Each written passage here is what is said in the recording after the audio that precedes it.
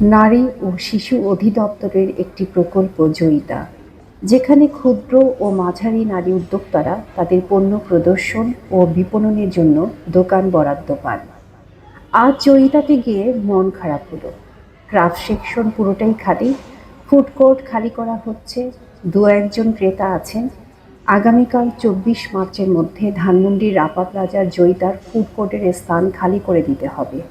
অবশ্য এই ব্যাপারে সুনির্দিষ্ট করে কেউ কিছু বলতেও পারছে না যে কালকেই খালি করতে হবে কিনা। জয়িতা ছিল আমাদের আড্ডার স্থান, ঘরের পরিবেশে এক কাপ চা খাওয়ার জায়গা, আড্ডা দেওয়ার জায়গা, দেশীয় পণ্য কেনার স্থান। ছিমছাম সুন্দর সাজানো গোছানো শোরুমটি আছে, শুধু নেই পণ্যগুলো। নতুন ভবনে জয়িতা স্থানান্তরের কথা বলা হলো, সেটারও কোনো নির্দিষ্ট সময় নেই, কিংবা সঠিক করে কেউ কিছুই জানেন না। অনিশ্চয়তার মধ্যে ক্ষুদ্র ও মাঝারি উদ্যোক্তাদের ভবিষ্যৎ।